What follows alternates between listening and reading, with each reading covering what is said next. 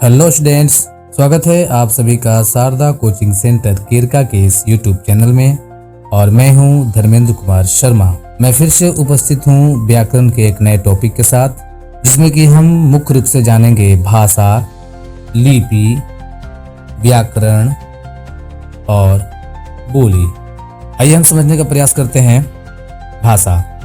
मनुष्य इस धरातल पर सबसे बुद्धिमान प्राणी है। यह बोल सकता है और बोलकर अपने विचारों को एक दूसरे के साथ साझा कर सकता है। संसार में ऐसा कोई भी जीव नहीं है जो बोलता हो। हाँ, कुछ जीव आवाज निकालते हैं और अपनी बोलियों से अपने भावों को प्रकट करते हैं, लेकिन मनुष्य एक ऐसा प्राणी है जो कि बोलता है और अपनी संवेदनाओं, अपने विचारों को साझा करता है और प्रकट करता है। आज के दौर में भाषा इतनी उन्नत है कि हम छोटी से छोटी संवेदनाओं को भी भाषा के माध्यम से व्यक्त कर सकते हैं। भाषा वह माध्यम है जिसके द्वारा हम अपने भावों और विचारों को दूसरों के सामने प्रकट करते हैं और दूसरों के विचारों को समझते हैं। ये जो माध्यम है यही भाषा कहलाती है। संक्षेप में कहें तो विचारों के आदान प्रदान के साधन को हम भाषा कहते हैं। मुख्य रूप से भाषा के दो रूप होते हैं, मौखिक और लिखित। जैसा कि आप देख पा रहे हैं, मौखिक और लिखित। भाषा का एक अन्य रूप भी है सांकेतिक, जिसका कि हम बोलचाल में प्रयोग नहीं करते हैं। इनका प्रयोग सड़कों, स्टेशनों, रेल मार्गों आदि में किया जाता है। लिपि अर्थात भाषा के लिखने के ढंग को हम लिपि कहते हैं, यानी कि किसी भी भाषा को लिखने के लिए जिन निश्चित चिन्हों का प्रयोग किया जाता है उसे लिपि कहते हैं।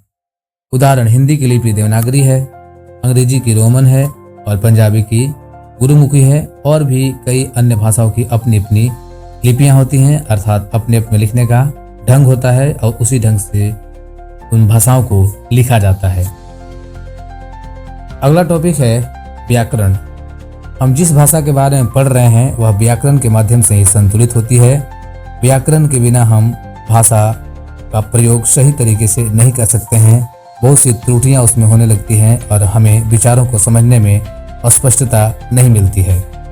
तो व्याकरण वह शास्त्र है जो हमें किसी भाषा को शुद्ध रूप में बोलना, पढ़ना और लिखना सिखाता है। इसके बिना भाषा का ज्ञान अधूरा है। व्याकरण ही बताता है कि लड़की जाती है और लड़का जाता है।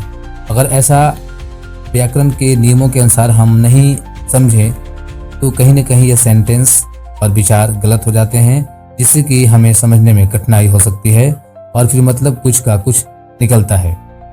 व्याकरण वह शास्त्र है जो किसी भाषा के शुद्ध रूप में बोलना, पढ़ना और लिखना सिखाता है और इसके बिना भाषा का ज्ञान और भाषा का जो संप्रेषण कौशल है वो अधूरा रहता है। चलते हैं अगले टॉपिक पर। अगला टॉपिक है बोली। भाषा के क्षेत्रीय रूप को बोली कहा जाता है। यह एक सीमित क्षेत्र में बोली जाती है और इसमें साहित्य की रचना प्रायः नहीं होती, जैसे भोजपुरी, हरियाणवी, बुंदेली, मगही आदि। मुख्य है भाषा और भाषा से टूटने फूटने के बाद कुछ बोलियों का विस्तार होता है और उनको व्याकरण के दृष्टिकोण से ज़्यादा शुद्ध होने की आवश्यकता नहीं है। हम बोलचाल की भाषा में उनका मतलब समझते हैं, बस हमारे लिए यही काफ़ी होता है। इसमें साहित्य की रचना प्रायः नहीं होती है।